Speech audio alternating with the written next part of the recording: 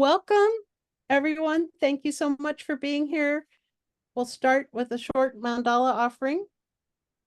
This ground, anointed with perfume, strewn with flowers, adorned with Mount Meru, 4 continents, the sun and the moon, I imagine this as a Buddha field and offer it. May all living beings enjoy this pure land. Idam Guru Ratna Mandalakam Niratayame. I go for refuge until I am enlightened to the Buddha, the Dharma, and the Supreme Assembly. By the merits I create through listening to the Dharma, may I become a Buddha in order to benefit all sentient beings. I go for refuge until I am enlightened to the Buddha, the Dharma, and the Supreme Assembly. By the merits I create through listening to the Dharma, may I become a Buddha in order to benefit all sentient beings. I go for refuge until I am enlightened to the Buddha, the Dharma, and the Supreme Assembly. By the merits I create through listening to the Dharma, may I become a Buddha in order to benefit all sentient beings. May all sentient beings have happiness and the causes of happiness. May all sentient beings be free from suffering and the causes of suffering. May all sentient beings be inseparable from the happiness that is free from suffering. May all sentient beings abide in equanimity, free from attachment for friends and hatred for enemies. Tayata Om Muni Muni Maha Muniye Soha. Tayata Om Muni Muni Maha Muniye Soha. Tayata Om Muni Muni Maha Muniye Soha. Over to you, Venerable. Thank you. Thank you, Effie. So let's do a little bit of meditation. Before we start that, let's take a few minutes to settle down.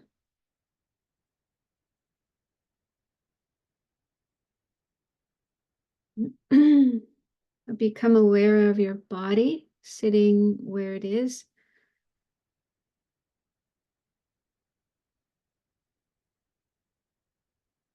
And if you feel tension anywhere in your body, see if you can let it go. You can just say to yourself, relax. It can also be helpful to take a few long, deep breaths, breathing in slowly, deeply, holding for a moment, and then exhaling slowly. And imagine if there is any tension in your body, it goes out with the breath, and then it just disappears in space. You don't have to worry about it going somewhere and bothering anyone else. It just vanishes. Now do that for a couple of breaths, and then just continue breathing normally.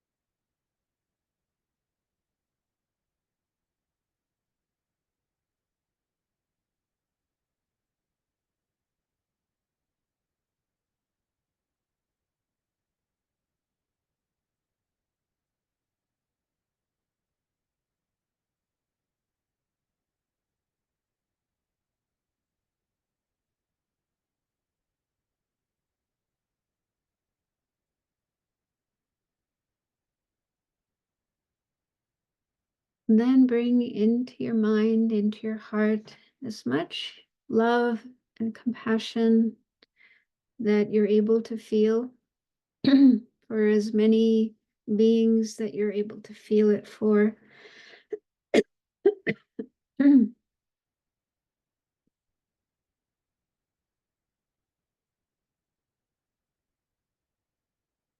might remember the words of the prayer we just recited of the 4 immeasurables, wishing all living beings to have happiness and its causes.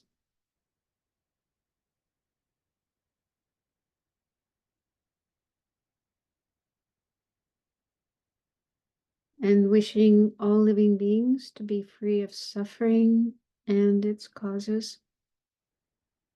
And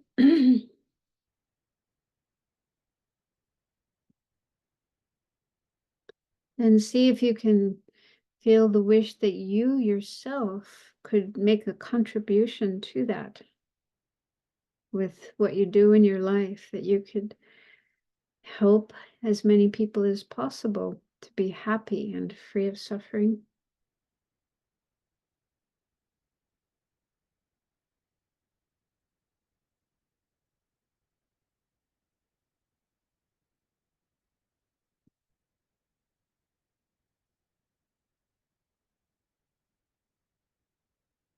And if you're comfortable with the idea of becoming enlightened, a fully enlightened being, just like the Buddha, then you can bring that into your mind as well.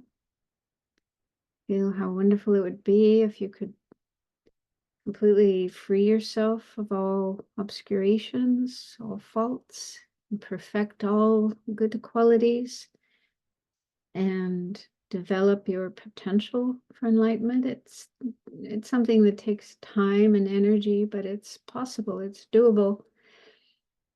So see if you can feel how wonderful it would be if I could do that. I would like to do that, to be able to help all other beings in the best possible way.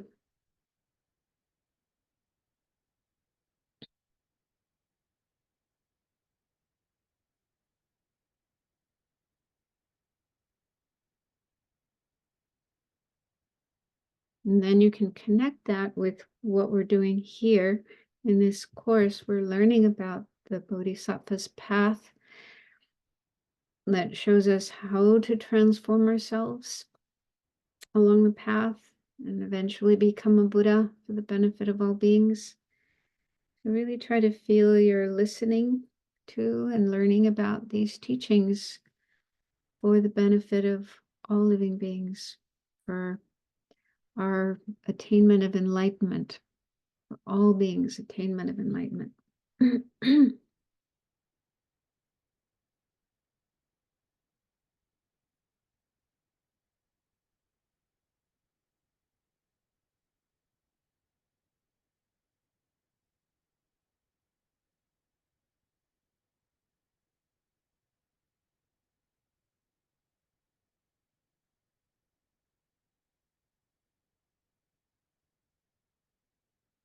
Okay, so now let's do some meditation on mindfulness.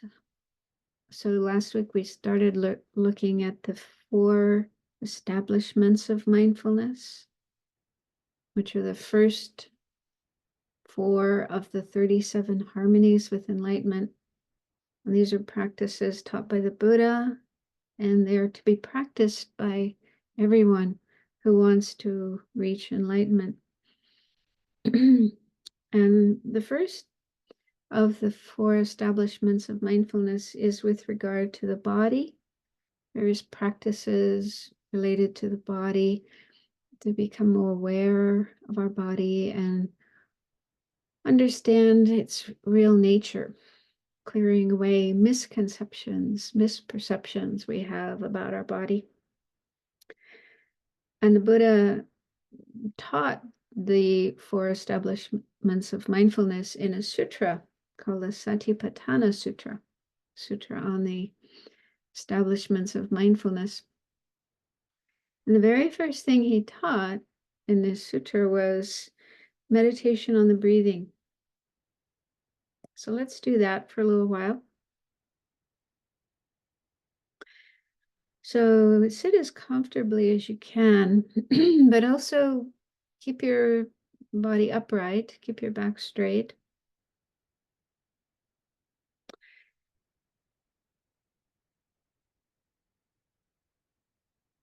And then the Buddha explained to establish mindfulness on the breath, to mindfully breathe in and mindfully breathe out. So last week I explained that mindfulness is a mental factor that remembers something familiar, a familiar object, without forgetting it. So in this case, what we're doing now is being mindful of the breath. Breath, our breathing is a familiar object. And so we are using mindfulness to keep our attention on the breath without forgetting it. So be aware of each breath coming in and each breath going out, one breath after another. And if you get distracted to something else, another thought or a sound or anything other than the breath, just be aware that that has happened. Be aware that your mindfulness has slipped. You forgot the breath and are paying attention to something else. So then reestablish mindfulness. Bring your attention back to the breath and try to stay with it as long as possible until it wanders away again. So just keep bringing your awareness back to your breathing each time your mind wanders, each time your mind forgets the breath.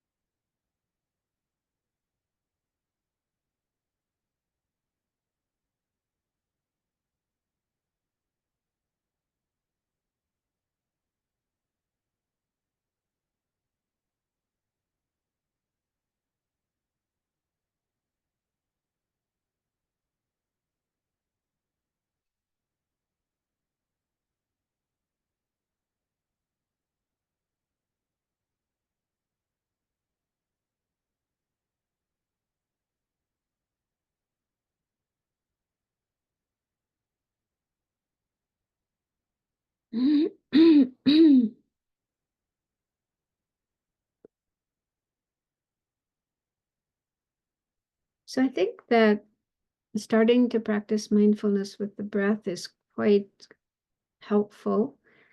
For one thing, the breath is an easy object to use because it's already there all the time. Our breath is always coming in and going out. So we don't have to visualize anything or think of anything. We just have to pay attention to something that's right there with us all the time.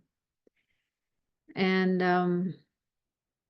I think too, paying attention to our breathing has the effect of calming down our mind, helping our mind become more calm.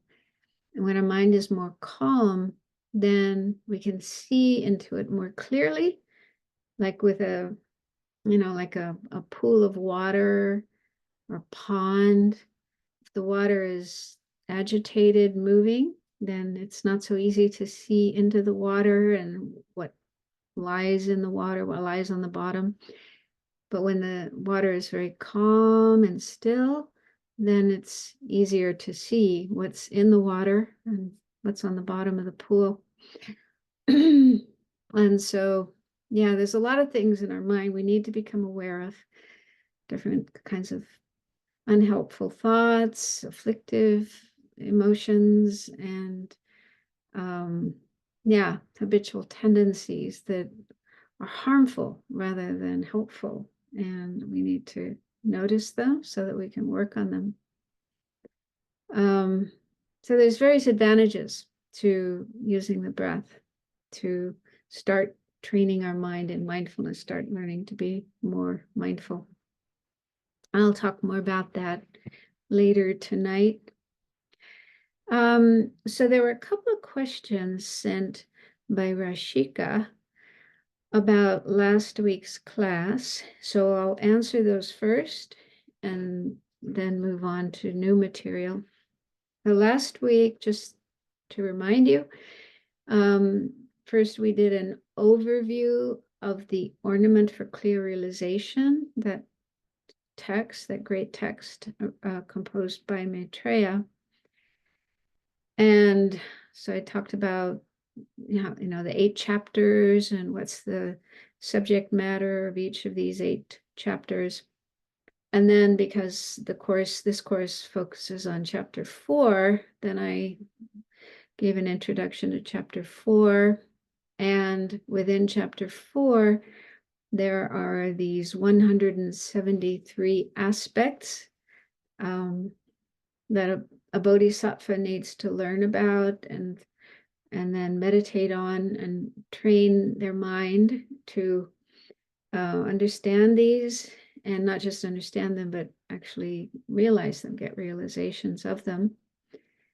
And then among the 173 aspects are the 37 harmonies, which is the main focus, what I'm going to focus on in this course, because that is what Lama Zopa Rinpoche wanted students to learn.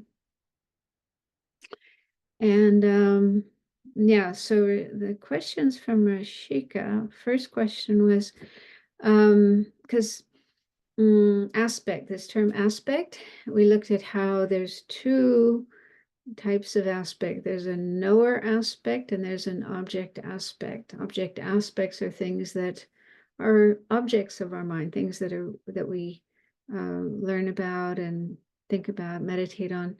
And then knower aspect is the subjective side of that, the mind that actually realizes those aspects. So the first question is, so the object aspect is the object that is meditated upon, and knower aspect is the realization that is achieved through meditating on that said object or aspect. So yes, that's correct. And in general, the term knower can refer to any state of mind, any mind or consciousness, because that is the function of mind, is to know. So, mind always knows something.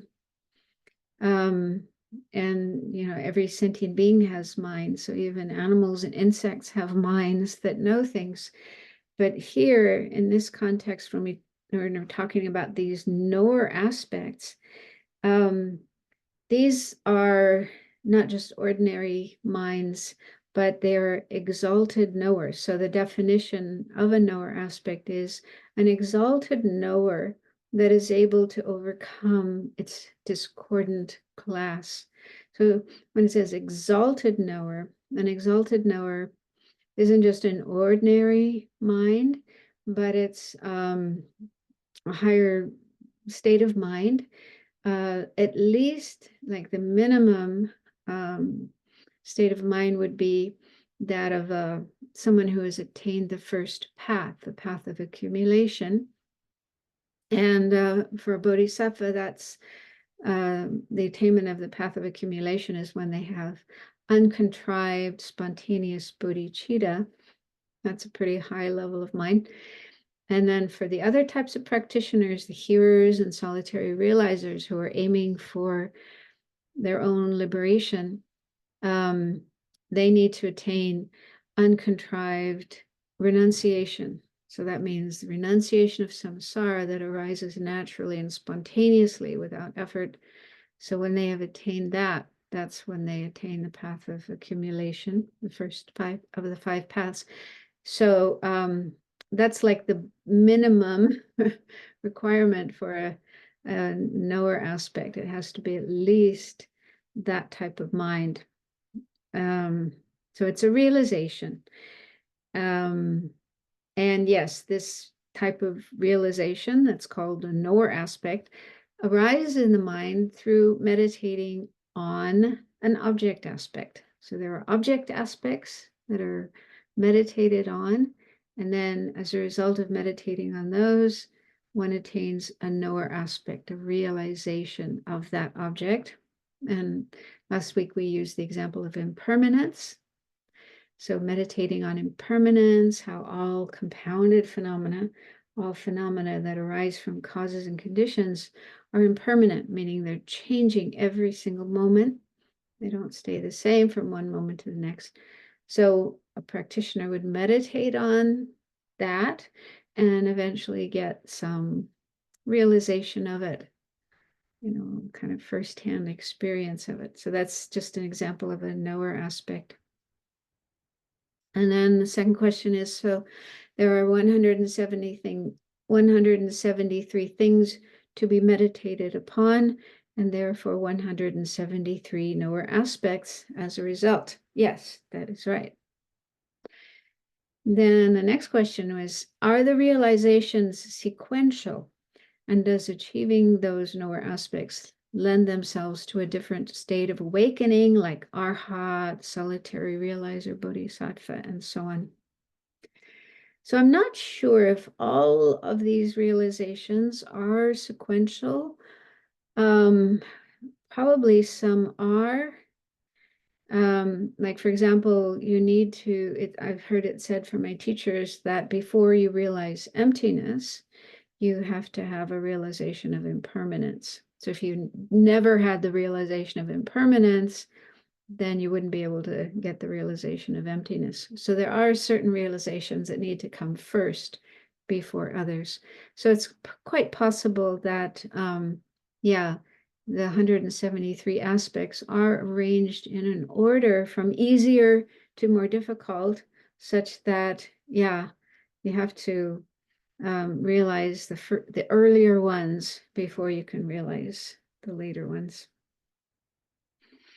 And yes, these knower aspects can exist in the minds of all types of practitioners, bodhisattvas, but also hearers and solitary realizers who are aiming for their own liberation from suffering, and also Buddhas.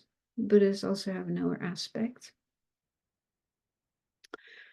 Okay, one more question. If 110 of the 173 aspects are known by the enlightened mind of a Buddha, what does being a knower of 63 aspects make someone? So, yeah, I haven't come across that information, because it said in when studying these 173 aspects, it said that a bodhisattva needs to learn all of them, first learning them and meditating on them, getting really, really familiar with them, all of them, and they eventually have to get to the point where they can meditate on all 173 of them, in a single session of meditation. So even though, like, when it comes to realizing these 173 aspects, they might realize some before they realize others. But no, I haven't come across any explanation of, okay, so if they've realized 63 of them, what does that make them? Yeah, I don't know. I don't know the answer to that. Yeah. And then part of that question is also asking, is regression possible? There's some talk about that. For example, it said that when a bodhisattva first attains the path of accumulation, that's the very first of the 5 paths, and that has 3 parts to it, which are called the small, the middling, and the great. So when a bodhisattva is on the small level of the path of accumulation, that's like they've just gotten in the door. They've just arrived on the bodhisattva's path. They're just in the door. So in that level, it's still possible for them to lose their bodhicitta, to give up the determination to reach full enlightenment for the sake of all sentient beings. And then they're out the door. Maybe they go to another path. They follow the hero's path or solitary realizer's path. So, so that in that case, yeah, it is possible to regress from that first part of the path of accumulation. But then they say from the second level, which is called the middle path of accumulation, from that point on, there's no regression. They will never give up their bodhicitta. It's become so strong, so solid, that they will never lose it. So yeah, there are cases where a person might attain a certain realization and then lose it, regress. But I haven't heard that with regard to these 173 aspects. So I don't know. Okay, so let's look at the slides.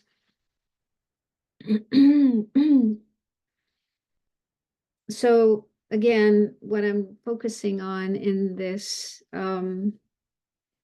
this course is the 37 harmonies. It would take a lot of time to go through all the 173 aspects. And to be honest, when we studied this in the master's program, there wasn't a whole lot of information about the 173 aspects. Mostly it was just lists and definitions, but no, maybe, I mean, there probably are texts that explain them in more detail and how to meditate on them and so on, but we didn't have access to that. So we don't have time, and we also don't have the means to go through all of them.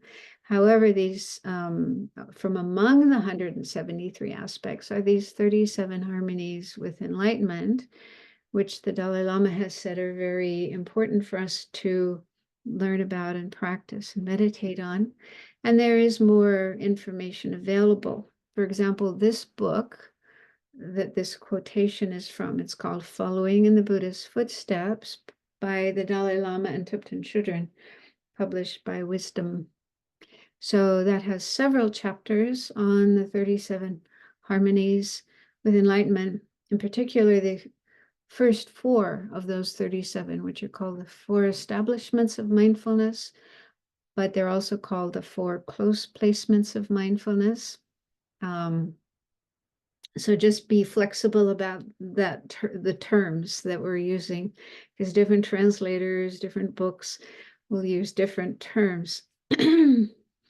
And yeah, so I'd like to recommend this book if you're interested in the 37 harmonies and would like more information. There isn't much, in other Dharma books. You might just see a list of them, but no actual explanation of them. So this book is a very, very good resource for learning more about them, and especially the first four, which are the four establishments of mindfulness. There's lots of material in there.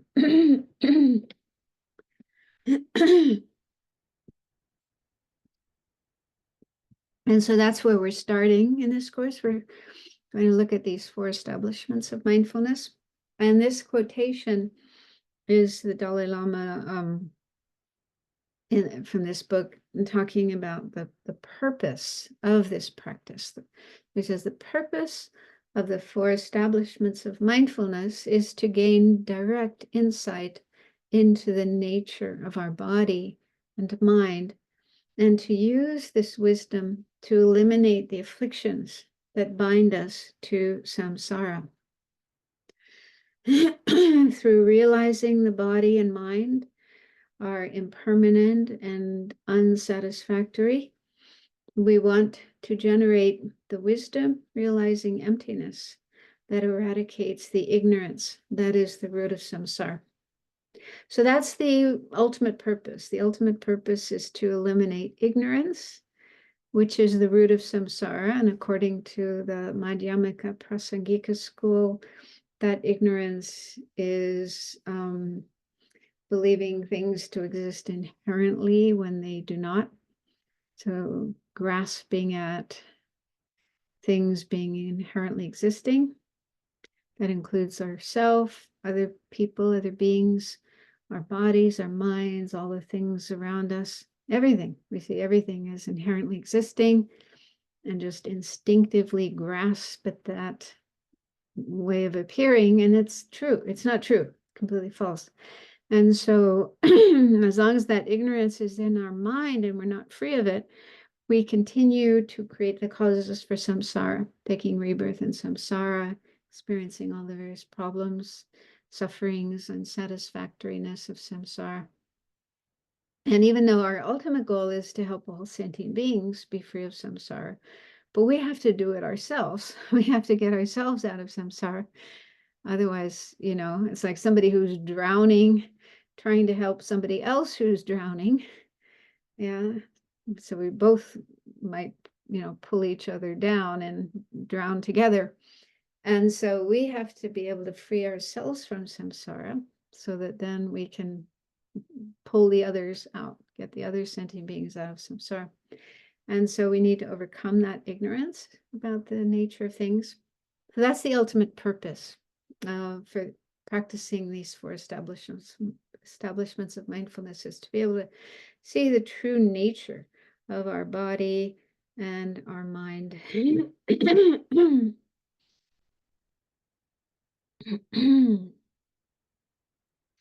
And just another quotation from that book, which is actually Thupten Chodron's statement, not His Holiness, but she says, because His Holiness has expressed concern that people in the Tibetan tradition, people who are following Tibetan Buddhism, don't do these practices, and that's really a shame. And so he's encouraging people to do them. And Thupten Chodron in the book says, nowadays, most non-Tibetans receive teachings on the Lamrim, and after some contemplation of Lamrim topics, receive tantric empowerments or permissions and make tantric sadhanas their daily practice. After a while, some people begin to feel that their practice isn't advancing. I believe one remedy to this is to spend more time contemplating Lamrim topics and meditating on the four establishments of mindfulness before entering Tantra. And in fact, here in the Abbey, Shrasti, every winter there's a 3-month retreat, and each year it's a different topic for the retreat. And in the earlier days of the Abbey, they used to do tantric practices like Manjushri or, Amitabha, different, they would, do practices related to different tantric deities. And last year, the topic was the 4 establishments of mindfulness. And each person was free to meditate as they wished. So some had never done the practice before, and they mainly meditated on the body, the first of the 4 establishments of mindfulness. So they spent most of their time doing that meditation. Others who had, been practicing it before, focused on the second of the 4 establishments of mindfulness, on feelings. But then at the end of the retreat, there was a kind of go around and people shared their experiences. And so many people said they found this practice so beneficial. They had lots and lots of insights. And yeah, so it kind of became clear that kind of practice was more helpful. I mean, it's nice to do tantric practice, you sort of, well, at least for some people, maybe not everyone, but visualizing deities, reciting mantras, you can get some nice experiences, but maybe not really insights that are helpful to transform the mind. But yeah, this practice of the 4 establishments of mindfulness is very powerful, very helpful to get us to change our mind. Okay, next slide. Okay, so this is talking about introspective awareness. This is another mental factor that needs to, it plays a role. It's an important mental factor in the practice of the 4 establishments of mindfulness. So last week, I had a slide about mindfulness to explain what mindfulness is. And that's, of course, a very, very important, essential aspect of the practice. But this one, introspective awareness, is also important. And again, different translators translate it differently. Sometimes it's translated as vigilance or introspective alertness. I don't know all the different versions of translations. And I put in parentheses clear comprehension, because in the Theravada tradition, in the Pali tradition, they also have, they also talk about this mental factor, but this is how they usually translate it, as clear comprehension. So if you encounter that term when you're reading a book by someone from the Theravada tradition, then you can understand, oh, that means introspective awareness. And that's what we call it in our tradition. And so first, just a general explanation of it. The first bullet point, it's a mental factor that is aware of what we are doing, how we are doing it, or how it should be done.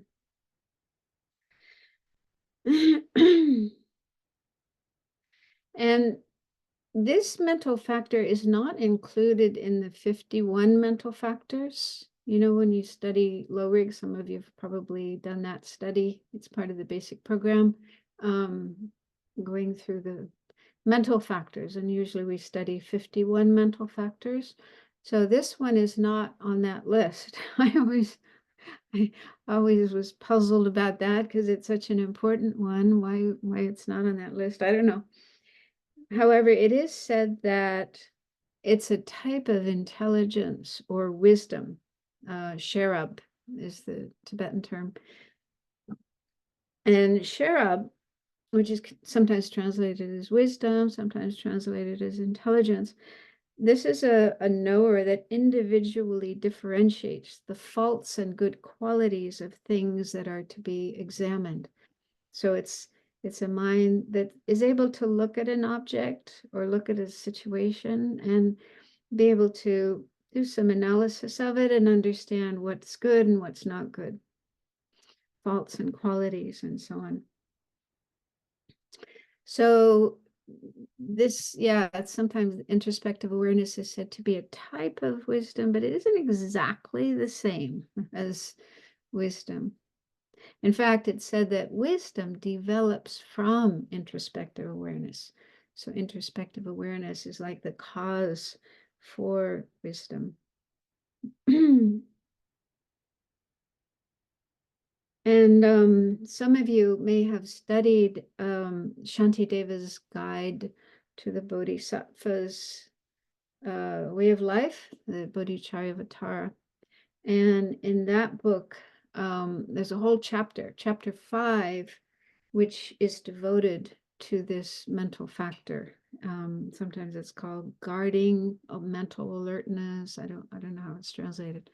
But anyway, in that chapter, chapter 5, Shantideva is talking about how important it is to have introspective awareness, which, yeah, it's sometimes compared to a spy or a security guard. Maybe security guard is a better analogy, because in a place like a bank or a factory, you know, a place where somebody could come along and make trouble, you know.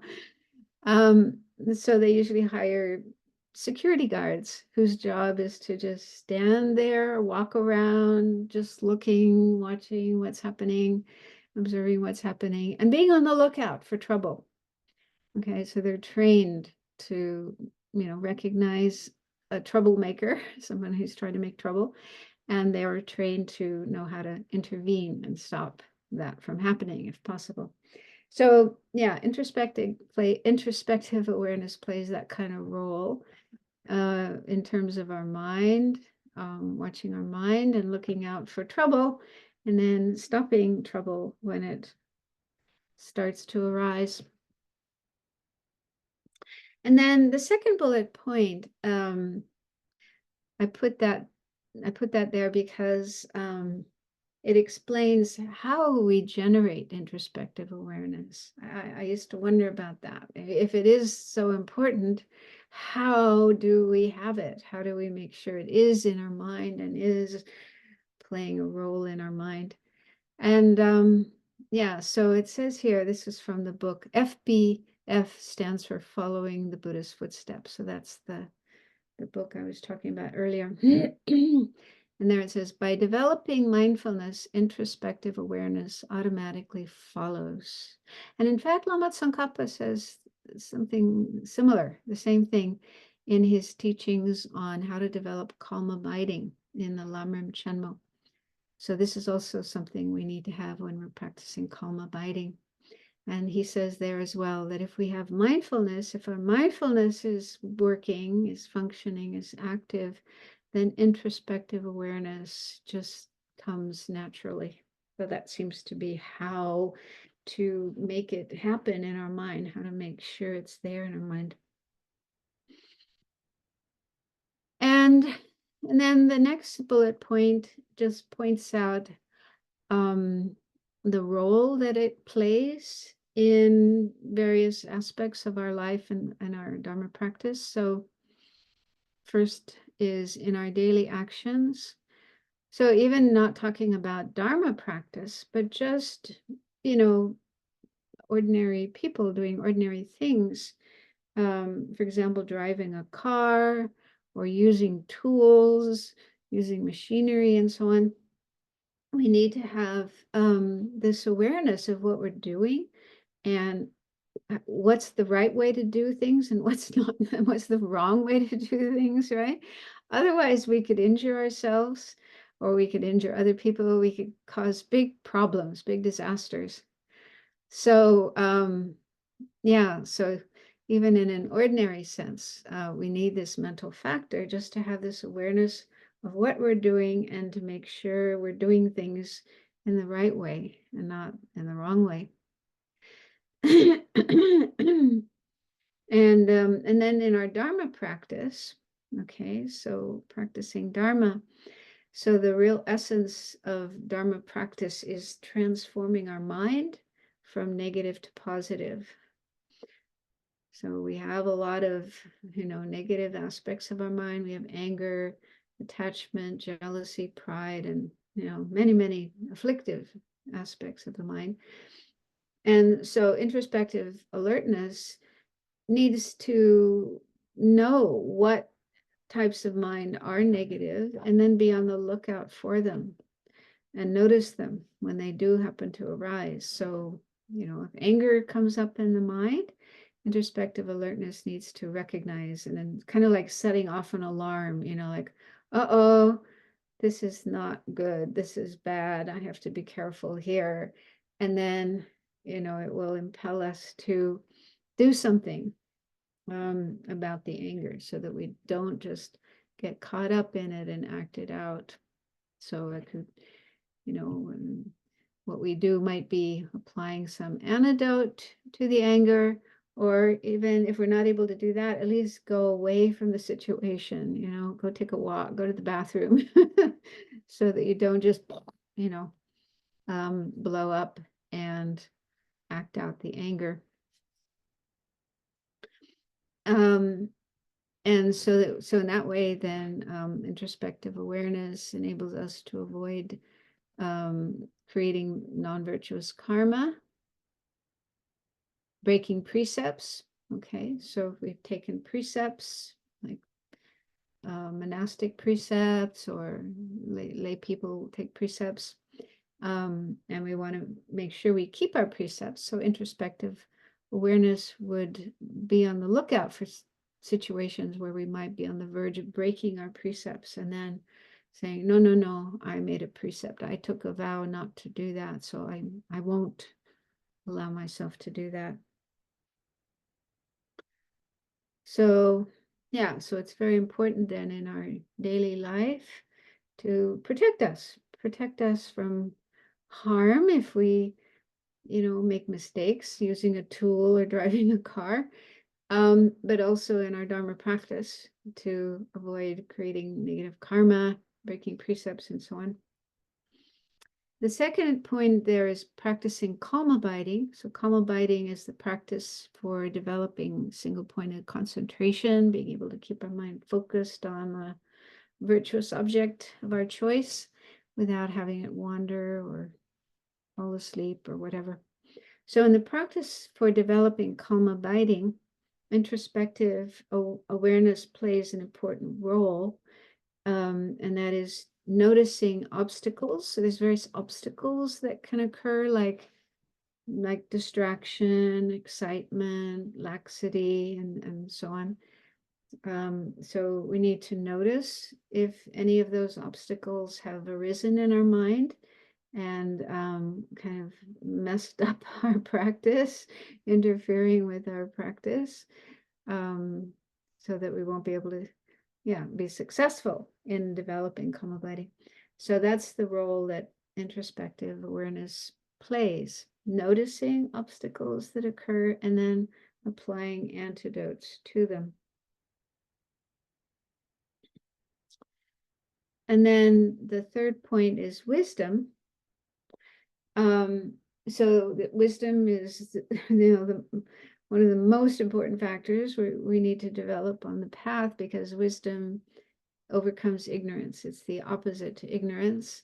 Wisdom, there's different kinds of wisdom. The most important one is wisdom that understands emptiness, the true nature of all things. But there's other kinds of wisdom as well. And wisdom understanding cause and effect, karma.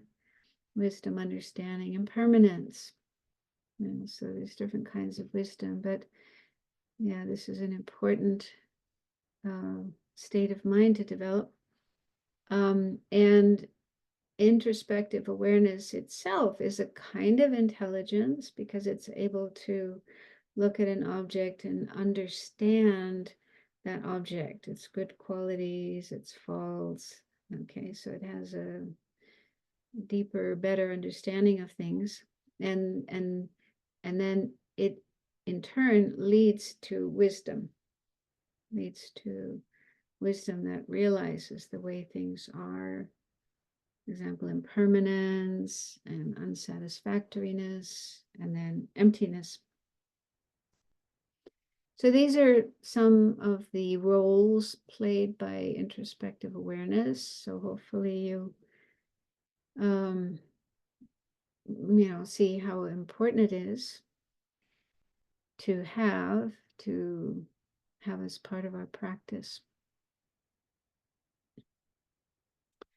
Okay, next slide. Okay, so close placement of mindfulness on the body, or establishment of mindfulness on the body. So this is the first of the 4 close placements of mindfulness, or the 4 establishments of mindfulness. And it's directed to the body, starting with our own body, okay? But also as we progress in the practice, we can also practice it with the bodies of others. And so there's 2 traditions on how to practice the close placements of mindfulness, or the 4 establishments of mindfulness. There's the Theravada tradition, and there's the Mahayana tradition.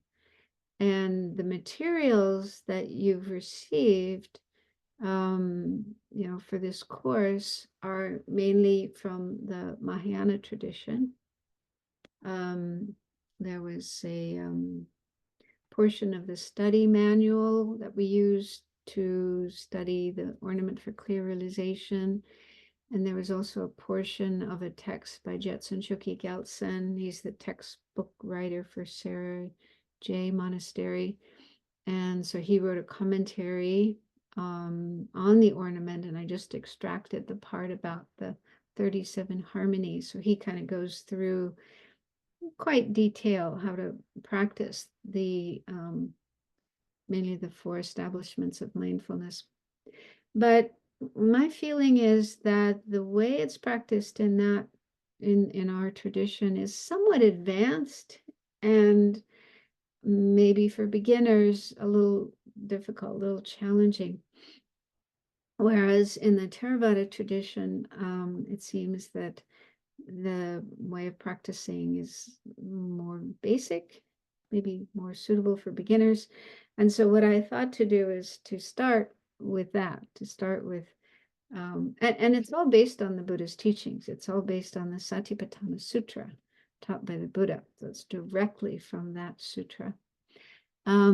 So yeah, I just think it's kind of easier and more accessible, more practical. And so we'll start with that, and then later we'll look at the the Mahayana tradition, how it's explained in our tradition. Yeah. And so again, the first object that we train in this close placement of mindfulness is the body, our body. So do you think that you have a good, correct, accurate understanding of your body, how your body exists, the nature of your body?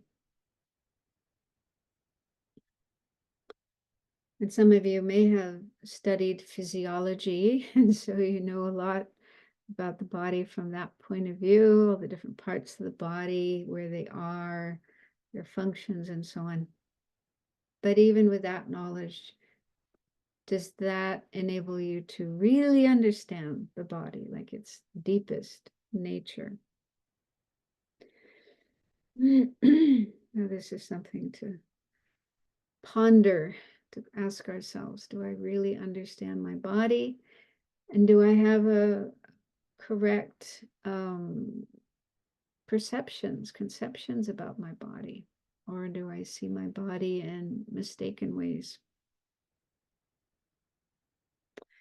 And in the book, Following in the Buddha's Footsteps, it says, we are embodied beings, and much of our lives revolves around our bodies. So that's helpful to think about how much time we spend each day taking care of our body and its needs. And in some cases, that's directly taking care of our body, like cleaning our body, taking a bath, shower, dressing it, preparing food and eating food, and so on. So those are things we do to directly care for our body. But we also spend time taking care of our body, and it's more indirect. For example, most people have a job, spending a certain number of hours each day working in order to earn a salary. And why we need a salary, why we need that money, a big part of it is to take care of our body, to have food, to have a place to live, and clothing, and medical, medicine, and so on. And so yeah, it can be interesting to just consider how much time we spend each day taking care of our body, either directly or indirectly. And then, of course, there's sleeping and exercising and so on. So those are other things we do to take care of our body. So yeah, our bodies play an important role in our life. And then the book goes on to say, thus the body is the first of the four objects to be examined. Establishing mindfulness on the body brings a clear understanding of what the body is and what it means to have a body. Also, the body is an easier object to deal with compared with the others because it's obvious. It's like something physical. We can see it, we can touch it, we can feel it. So it's kind of easier to gain an understanding of our body. Okay, so again, the purpose of practicing the close placements of mindfulness is to gain insight or wisdom into the true nature of things so that we overcome ignorance and misconceptions that keep us stuck in samsara. Yeah. So in the Theravada tradition, they talk about the three marks or three characteristics of things that are in samsara. And those three are impermanence, the changing nature of things and the fact that they're not going to last forever. And the second one is unsatisfactoriness, dukkha,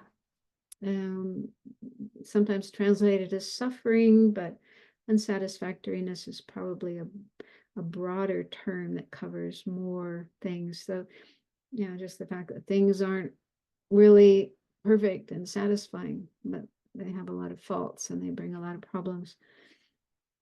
And then the third is selflessness, absence of a, real fixed,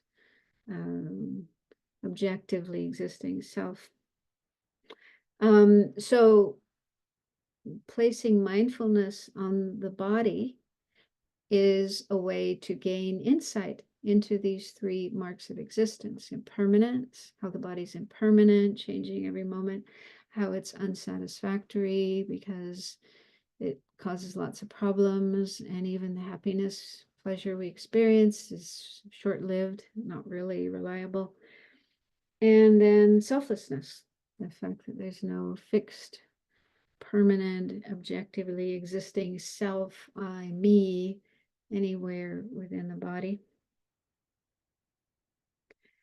So the practice of mindfulness of the body, as explained by the Buddha in the Satipatthana Sutra, contains these different types of practice. So the first is breathing, and that itself has a number of different steps. We did the first step at the beginning tonight, just putting your awareness on your breathing and mindfully breathing in, mindfully breathing out. So that's like the first step, but then there's other steps that we'll look at in a bit. And the second is bodily postures. So there's different things we do with our body. In the Buddhist sutras, they talk about four postures. which pretty much cover most of the situations our body is in: sitting, standing, walking, and lying down. So throughout the day, our body goes from one of those to another. It's always in one of those postures. So mindfulness of postures is just to have this awareness. Okay, I'm sitting right now, I'm sitting, or I'm standing, or I'm walking, or I'm lying down. So just having that awareness of where our body is, what kind of posture it's in. And then the third is bodily activities. So that goes a little further than just postures, but when our body is doing more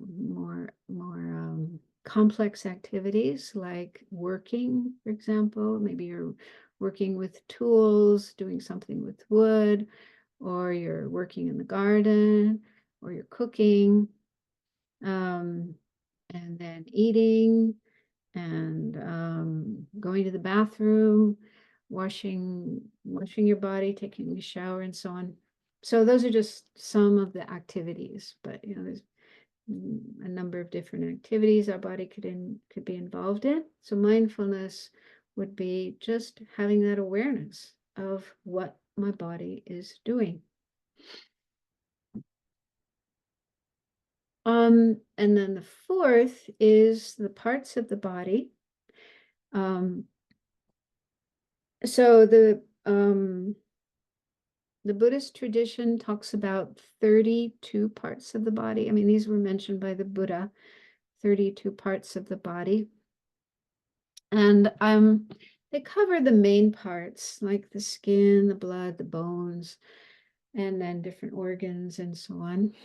And so that practice is especially important for monastics.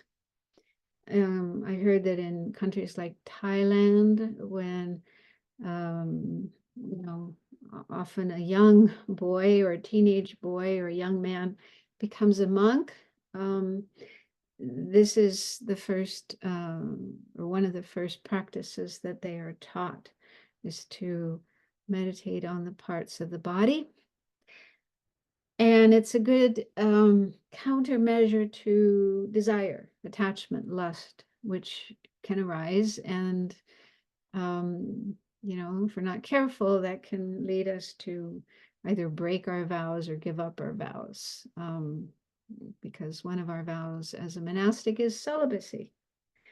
And that can be a hard one to keep if we don't know how to manage lust, desire, sexual desire.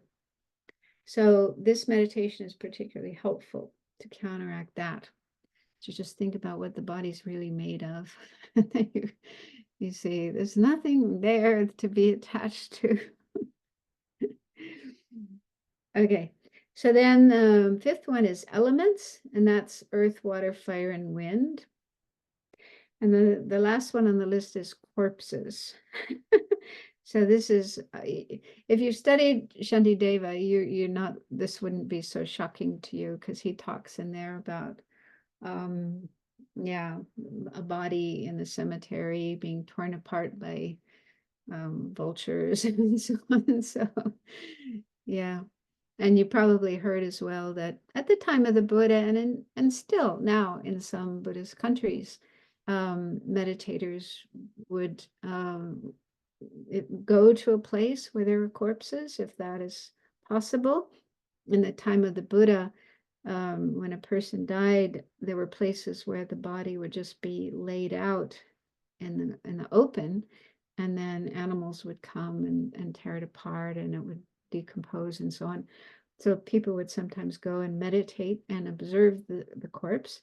And this is really powerful. I mean, it's said you have to be quite a strong and experienced meditator to do this kind of practice. It's not recommended for beginners, but it's very, very powerful for really overcoming attachment to the body, your own body, as well as the bodies of others, but also to just bring home the truth of impermanence. This is what's going to happen to all of us. We're all going to end up like that.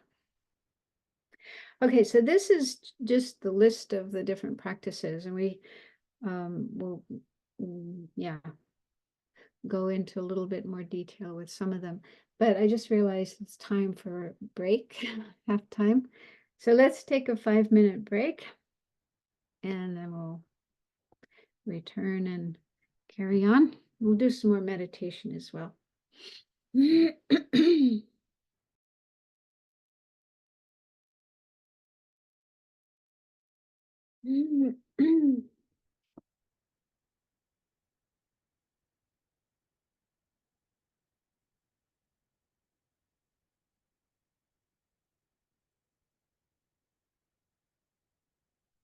Okay, so I don't know if everyone is back, but we'll just continue. So if we could have the next slide. Okay, so this is the first practice with regard to mindfulness of the body, mindfulness of breathing.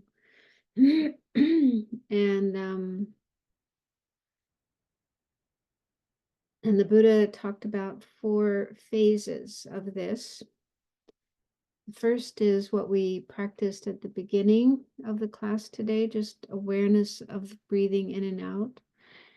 And the Buddha, he didn't mention how to watch the breathing, like, in the contemporary scene, various teachers who teach meditation on the breath, they might teach you to focus on the breath at a certain part of the body, like the nostrils or the upper lip or the abdomen, going in and out. And I was listening once to a talk of Ajahn Brahm, who quite a well-known teacher, and he said, yeah, he spent time in Thailand at the monastery of Ajahn Chah, studying with him. And he said when he first started meditating, different people would tell him, oh, you should meditate on the breath at your nostrils. Somebody else would say, no, you should meditate on your abdomen. So he's getting different advice from different people. And then, yeah, he realized, the Buddha didn't say that. Buddha didn't, in the Buddha's sutras where he taught meditation on the breath, he didn't say do it at the nostrils or do it in the abdomen. He just said watch your breath. And so Ajahn Brahm said that his conclusion was that we can decide for ourselves where and how to pay attention to the breathing. And so the way he teaches it to his students is wherever you can feel it most easily, wherever or however you are able to experience the breathing, you focus at that point. And he said, like in his own experience, sometimes his nose is stuffed up. If you have a stuffy nose, you can't really breathe in and out your nose very well. So then you can, watch the breath somewhere else. Or after eating a big meal, your stomach is very full and it may be hard to feel the breath there. So then again, you can go somewhere else. So that was his advice. And I like that. I thought it's quite, kind of flexible and personalized. So each person can choose their own way of observing the breathing. So the important thing is to be aware of the breath coming in and going out. And whenever the mind wanders away, to bring it back. And the second phase is awareness of long and short breaths. So sometimes our breath is longer, and other times it's shorter. It's not really clear. The Buddha didn't, define what is long and what is short. He just said, when you're breathing in a long breath, this is a long breath. When you're breathing in a short breath, this is a short breath. So again, it seems to be up to each person to determine, when a breath is long, when a breath is short. And the way I see this one is it's just becoming a bit more aware of your breathing. Yeah. Instead of just the breath coming in and out, but noticing sometimes it's longer, sometimes it's shorter. And just to have that awareness. And the third phase is awareness of the whole body. And in the commentaries to the Satipatthana Sutra, there are different interpretations of what it means to be aware of the whole body. And apparently some say it means the whole body of the breath, meaning, the complete duration of the breath as you're breathing in, and then as you're breathing out, breathing in, breathing out. So just aware of the whole body of the breath. However, some say, but that doesn't really make sense because you've already been doing that already. If you're practicing the first two steps, then you are paying very close attention to your breath. And so you would be paying attention to the whole duration as it's coming in and as it's going out. So they say that awareness of the whole body literally means your whole body. So one way of explaining it is you continue being aware of your breathing coming in and going out, but you let your awareness expand. So it's not just, focused only on the breathing, but aware that the breathing is taking place within this body. Okay. And so you let your awareness become, take in the rest of the body. And there's a book by Joseph Goldstein, who's one of the first Americans to go to India and learn Buddhist meditation. And he's quite an amazing person. I think in the 60s, 1960s is when he started learning Buddhist meditation and practicing it and teaching it. And one of his books is called Mindfulness, and it's actually based on a series of talks that he gave on the Satipatthana Sutra and these 4 establishments of mindfulness. And so in that book, his explanation of this point number 3, what does the whole body mean? He says he thinks both interpretations are valid and that we can use the different ones at different times. So he said, for example, if sometimes you're watching your breath, but maybe your focus is too tight, you're like really, really tight in a controlling kind of way. And if that happens, then it's helpful to expand your awareness instead of only focusing on the breath, but to be aware of the whole body. That could help you to be less tight and controlling. But on the other hand, he said, if your awareness is too loose, like, your mind is spaced out or you're lost in thoughts, very distracted, then in that situation, it would be better to just focus on the breathing and the whole body of the breath. Just really pay careful attention to the, every part, every aspect of the breath coming in and the breath going out.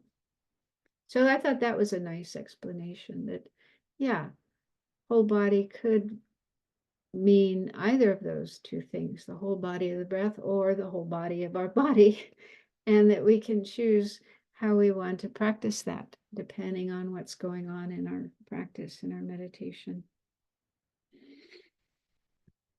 And then the 4th phase is calming the breath. And this means allowing the breath to become calm. So through practice, through more experience, more training in this practice, then you probably will experience greater calm. And so just allowing the breath to become calm. And as a result, the whole body will actually become calm and peaceful. So let's do another short practice of mindfulness. And we'll just do the first two phases. I'll start you with the first one, and then after a few minutes, introduce the second one. And while you are being aware of the breath, see if you can notice the two mental factors that were explained already. The mental factor of mindfulness.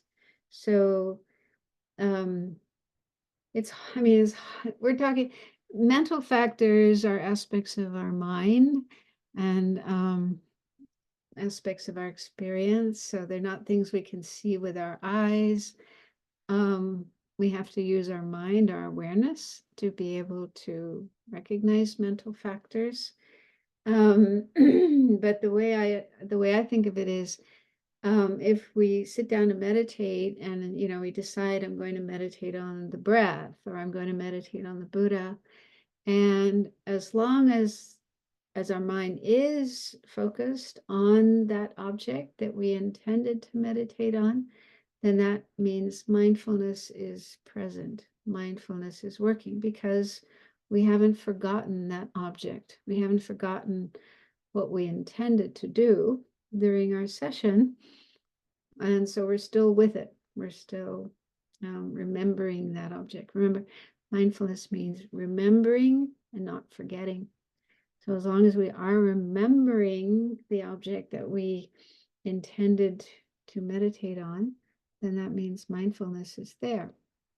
But if we forget the object and get caught up in something else, then that means mindfulness has been lost. It's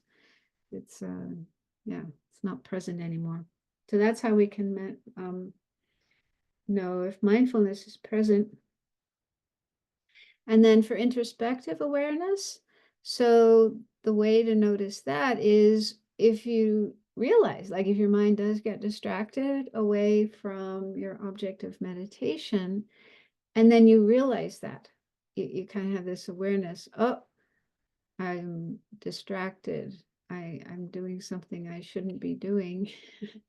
So that's introspective awareness. Okay, so that notices that something is going on in your mind that shouldn't be happening. Your mind is doing something it shouldn't be doing, and then it tries to correct that. Bring your mind back to the object, or apply some remedy, some antidote to whatever the problem is. So it's, notices there's a problem and fixes it. Moves to fix it.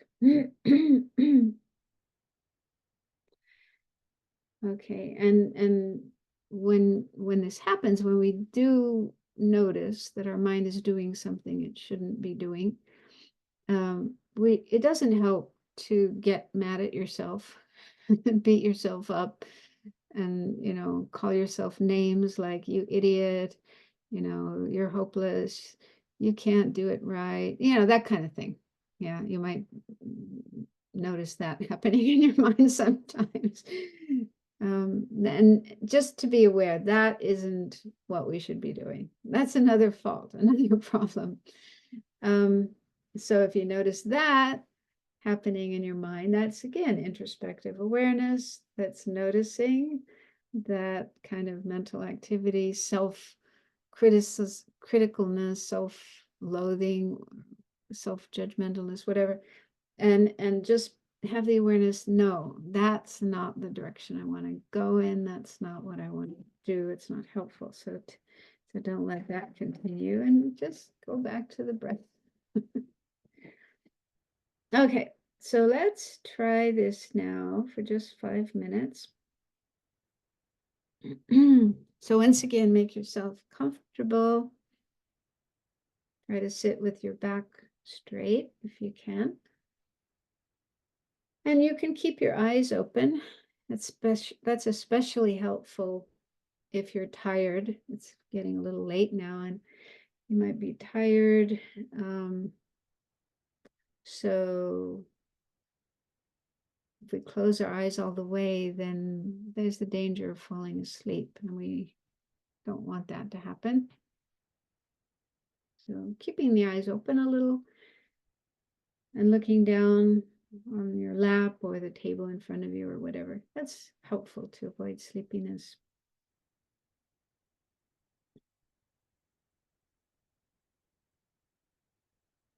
And then once you're settled in your posture, turn your attention to your breathing and start with just mindfully breathing in and mindfully breathing out. In other words, remembering the breath, not forgetting the breath, paying attention to the breath as it's coming in and going out. And if the mind wanders away to something else, recognize that that has happened and re-establish mindfulness on your breathing.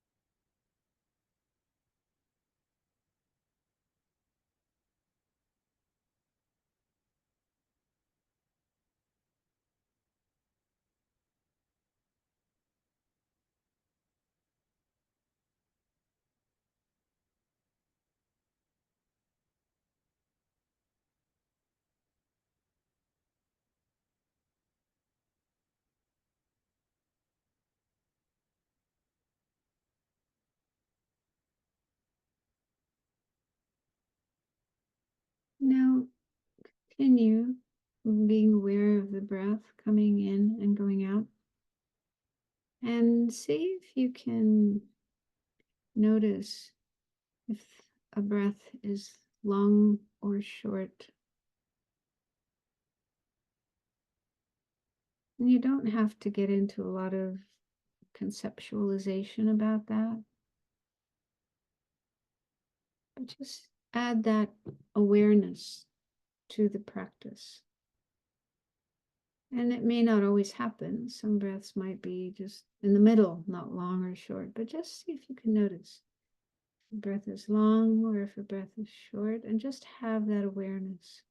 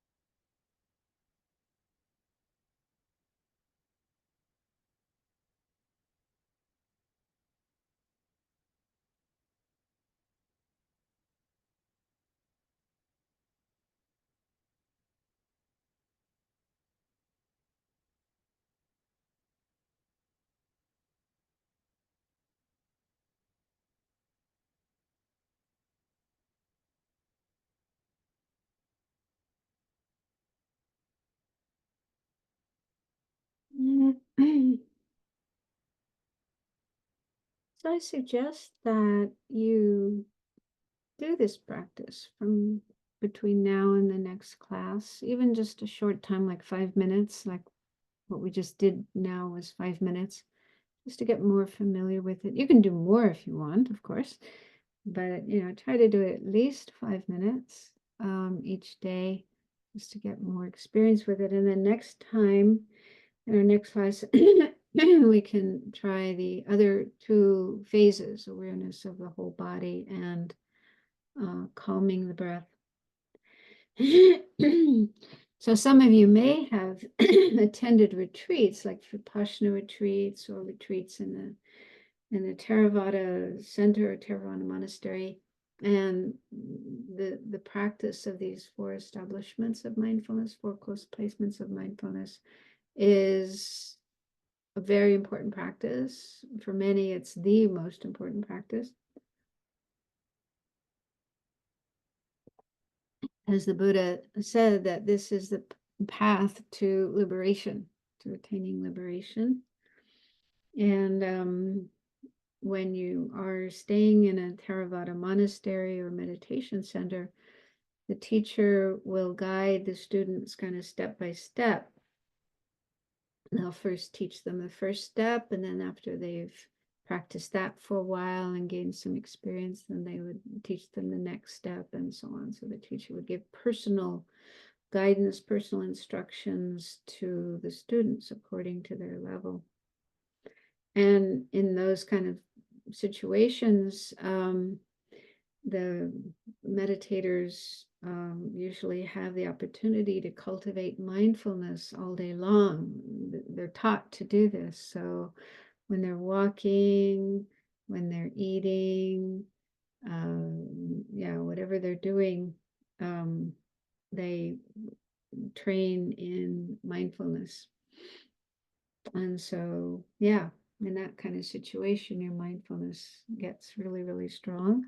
For us, it's harder, especially when you're not living in that kind of situation and you have to go to work, you have to deal with other people and so on, and it's more difficult. But if we at least train, like during a meditation session, while we're meditating, at those times, if we develop mindfulness, there's a greater chance that we'll be able to continue having mindfulness in other situations and other activities. And with regard to the mindfulness of the breathing, meditating on the breath, some people might have the notion that this kind of practice isn't Mahayana, it's Theravada, but I personally find it really, really helpful. And I don't see it as contradictory to the Mahayana path, because it depends on our motivation.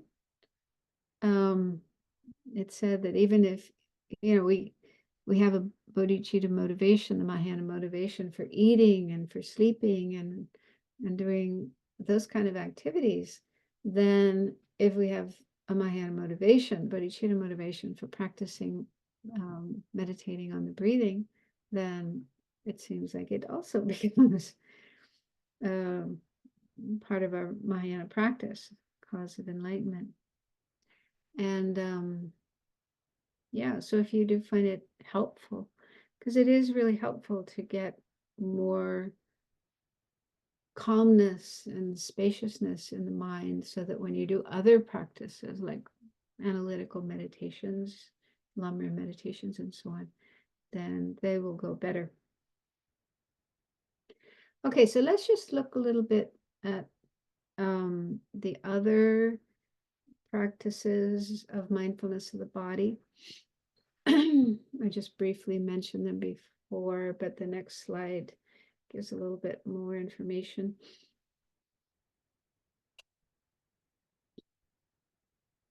Okay, so mindfulness of the breathing is the first practice related to the body. Then the second one is mindfulness of bodily postures. So in the sutra, the Satipatthana Sutra, the Buddha said When walking, one knows I am walking. When standing, one knows I am standing. When sitting, one knows I am sitting. And when lying down, one knows I am lying down. So we have this awareness of where our body is at, what our body is doing in these 4 different postures.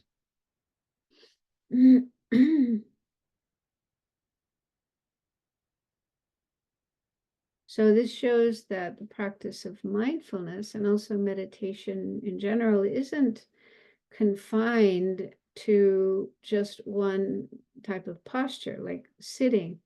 You know, some people think in order to practice meditation, you have to sit. That's the only posture in which you can practice meditation, and that's not true. And it's good to know that, because there are people for whom sitting is very uncomfortable, even painful. And so when they try to sit and meditate, you know, they have so much pain that it's very difficult for them to keep their mind settled and focused. And so it's fine if you want to choose another posture, like standing. I once met a woman who, for her, something with her body, there was so much pain when she was sitting, and the only posture that was comfortable for her was standing. So she would do her meditations standing, and that's fine. There's nothing wrong with that. And there's also lying down. I mean, lying down is a little tricky because, you might fall asleep, but we don't want to fall asleep when we're meditating. But if you can keep yourself awake, then, and if you're lying down, you can keep your mind concentrated, awake, alert, and you're able to,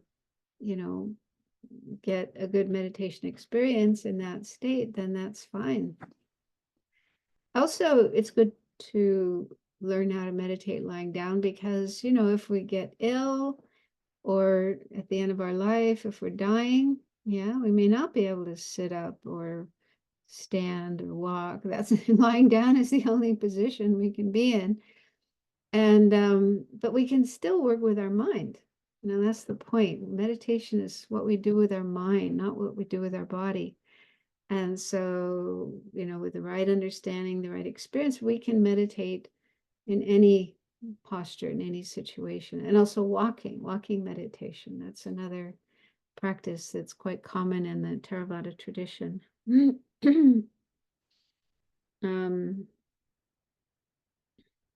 So Joseph Goldstein said in his book that learning to practice mindfulness in different positions helps strengthen the continuity of our awareness.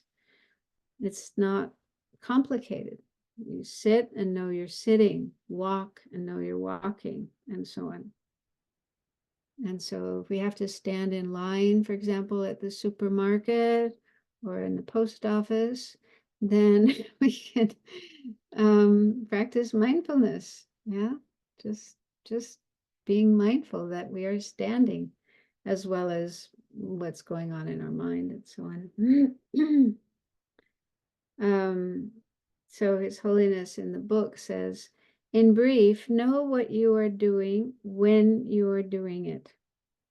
Be aware of not only the body's movement, but also how it is moving. Quickly, slowly, gently, with agitation.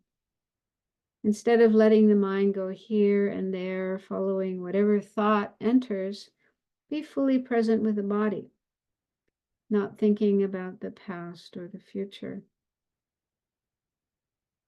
And he also says, mindfulness of the 4 postures brings awareness of body language. That's really helpful too, because sometimes our body might be expressing something that we're not fully aware of, and that could be disturbing to other people. And so if we have greater mindfulness, then we'll be able to keep our body in a position that is non-harmful, not aggressive, not disturbing to others, but instead, giving a sense of calm and peace that could be very helpful for others. Yeah, so he says, being aware of how we move through space, the way we greet others, the tone and volume of our voice. Just slowing down enough to be aware of each activity will calm the mind and stop the hurried and harried flurry in which many people live. As we become more habituated to observing our physical movements, they will become gentler, and how people react to us will change as well. Yeah, so these are some of the benefits of developing this kind of mindfulness of body postures. And the same with bodily activities. Yeah. So that's when we are engaged in more complex actions rather than just standing and sitting.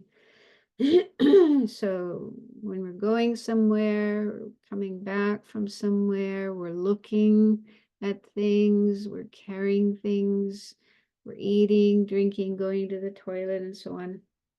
So again, just having awareness of what our body is doing, what kind of activity it's doing, and also how it's doing it. If it's doing it in a kind of calm, gentle way, or in an agitated way, knocking things over, and so on and so forth. So, yeah, so I think paying more attention to our bodily activities will probably help us do things in a better way, not make mistakes and break things and so on.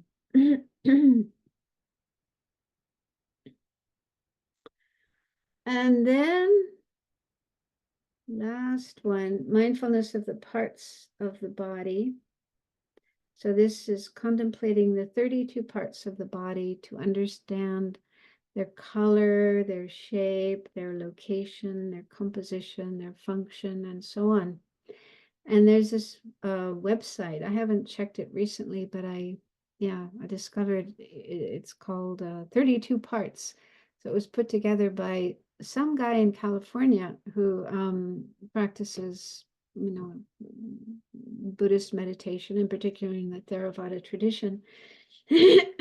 And so on this website, each of the 32 parts of the body has a whole page to itself, and there's a photograph or maybe a few photographs of that part of the body, and also some description of it, like where it is located and what its function is, and so on. I mean, it's a good starting place for learning more about the 32 parts of the body. And so the advice given by the Buddha and by the masters in this tradition is to just get really familiar with these parts of the body. And like you could take one part per day and, make yourself familiar with it, and then meditate on it, and just get more and more familiar with that part of the body. And sometimes this practice is referred to as meditation on ugliness, or meditation on repulsiveness or foulness. But we have to be careful about those kind of terms, because they may give the impression that the purpose of this practice is to develop disgust or hatred for the body. And this is particularly problematic because some people already have hatred for their body. They already have negative feelings about their body. They hate their bodies. And so, people might think, oh, that's what the Buddha wants us to do. He wants us to hate our bodies. But that isn't right. That is not correct. Instead, the purpose of the practice is to overcome attachment, because we tend to exaggerate the body and see the bodies as being, oh, so wonderful and so beautiful and so fantastic. So we have kind of a lot of attachment, a lot of fantasies, a lot of unrealistic ideas about bodies. And attachment is one of the main factors that keeps us stuck in samsara and doesn't allow us to attain liberation and enlightenment. So it's good to recognize that, the faults of attachment, the problem with attachment, what attachment does, and how it leads to suffering and problems. And this is one of the biggest attachments that people have, is attachment to bodies, other people's bodies, but also our own bodies. And when we have attachment, part of what happens in our mind is exaggeration. We sort of project all kinds of things and fantasize, and you end up not really seeing the object in a realistic way as it is. So that's the purpose of this practice, is to look at a body and understand, what a body really is, and realize, yeah, it's not really that great, that fantastic as we imagine it to be, as we fantasize it to be. So it's to cool down our mind and overcome attachment, unrealistic ideas, and just come to see bodies as they are in a more realistic way. And of course, we need to appreciate our body. It's very important that, we talk about the precious human life. We're incredibly fortunate to have a human body, but not so that we can spend hours every day, making it look good and smell good and so on. That's not the value of the human life. Instead, it's to use this human life to engage in Dharma practice and create the causes for enlightenment and help others as much as we can. So doing good things, useful things with our body. So we need to find an attitude, a kind of middle way. We don't want to hate our bodies. On the one hand, that's unhealthy. We also don't want to exaggerate and have a lot of attachment to our bodies. So in between those two is a balanced view where we recognize the shortcomings of the body. It's impermanent. It's, subject to sickness and aging and dying. It's not going to last forever. It doesn't do any good to be attached to it. So we do need to, see our body in that realistic way, but also appreciate how useful it is to have a body and all the good things we can do with our body, and take care of our body. Make sure we eat well and we get exercise and we go to the doctor when we're sick and so on. So that's kind of a balanced way of looking at the body, dealing with the body. So, okay, we got a few minutes left if anyone has a question.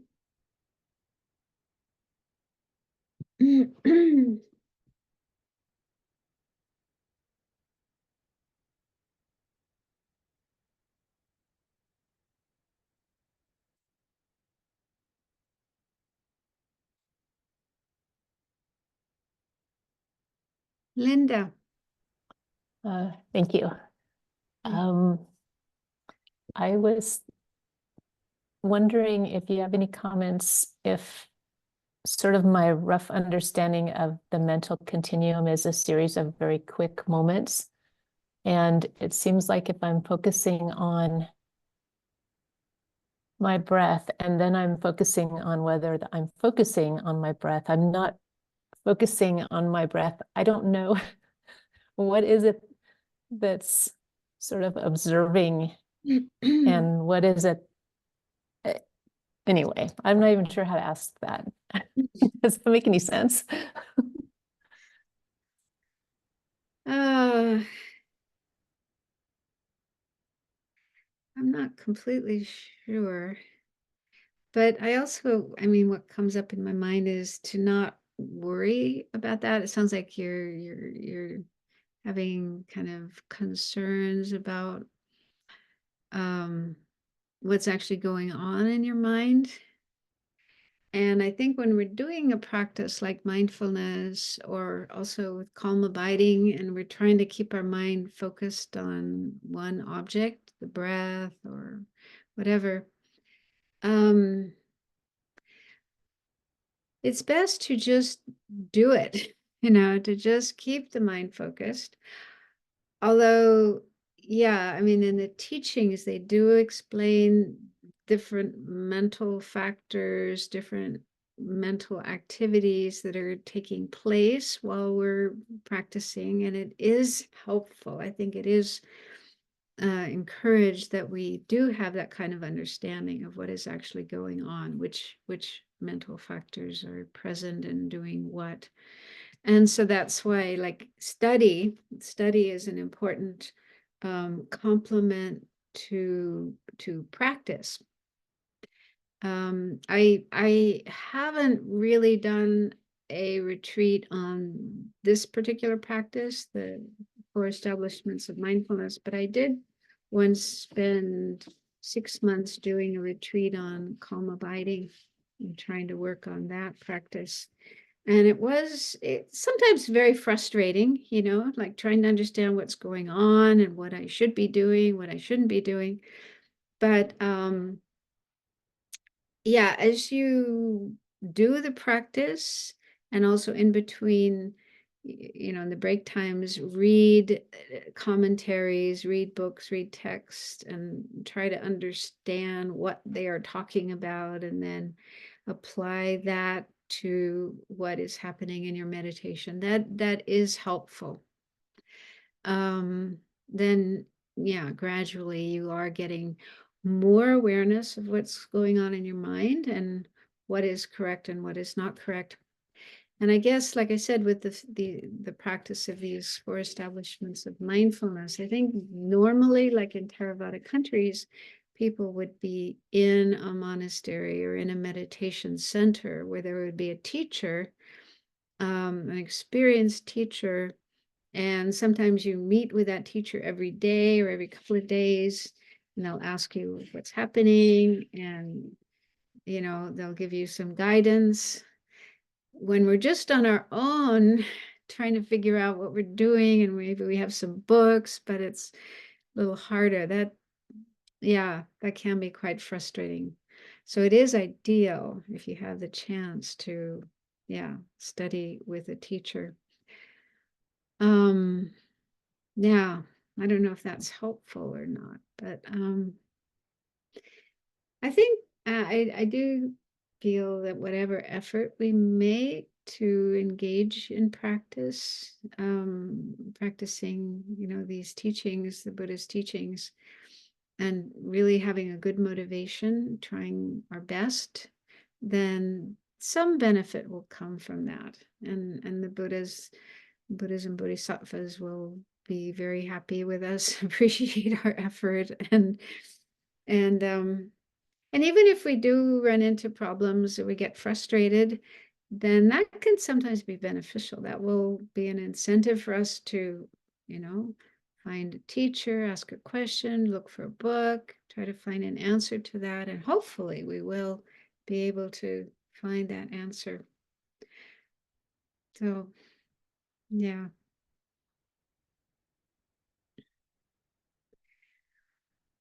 Okay. Any other questions?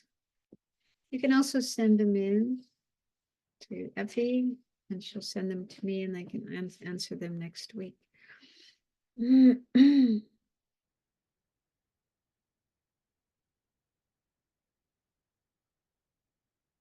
So we can finish. Oh, was there a question? I just saw. Oh, Min. Yeah, I have a quick question. So I have heard this term sometime when we attend the Theravada retreat. They mention the term automatic mindfulness. So it's kind of I guess the term means that there is a point in your practice of mindfulness where mindfulness become automatic. But I'm not sure if if there's a better explanation for it. So, have you heard of this term before? No, no, I haven't. But yeah, it sounds like through a long period of time and in a lot of practice, you get really, really familiar with the practice of mindfulness and it becomes effortless. Maybe that's what it means. It's effortless. You don't have to make any effort to have mindfulness. It's just present naturally, spontaneously. Maybe, I'm not sure, but that's what it sounds like to me. It sounds like a good thing. Yeah, yeah, I hope so. Mostly because, from my practice of mindfulness, it always seems so forceful, like remember this, remember that, remember this, remember that. And so I thought that, if I had to do this for my entire existence, it seemed rather unpleasant rather than being a very pleasant experience. I guess it's like, when we're babies and we learn how to walk, and it's really difficult in the beginning, and we need a lot of help from our parents and other people. But then after a while, it just, we don't have to think about it anymore. Our body just knows how to get up and walk. So maybe it's a bit like that. So initially you have to put some effort in and you need some help from others. But after a while, yeah, it becomes kind of natural. Thank you. Okay, so let's stop here and we'll do the dedication prayers. May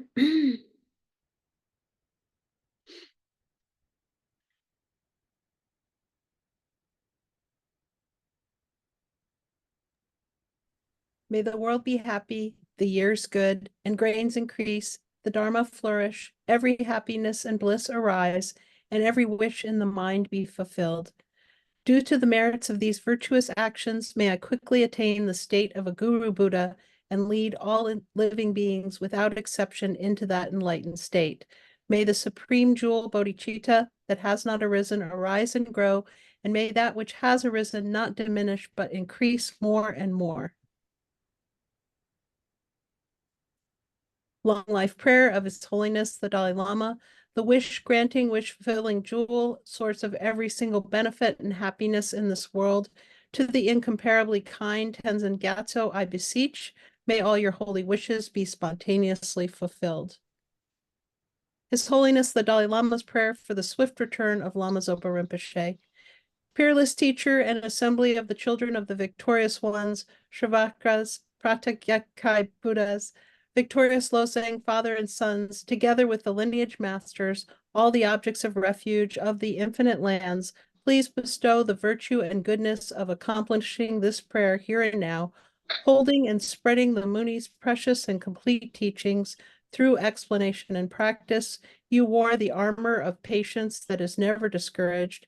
Incomparable, venerable Guru, to you I make request.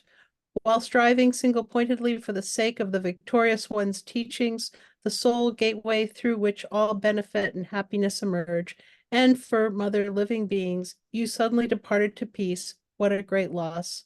Nevertheless, through the undeceiving truth of the blessings of the ocean of the three jewels and the great waves of bodhicitta of the children of the victorious ones, may the smile of a reincarnation swiftly beam in glory for fortunate disciples.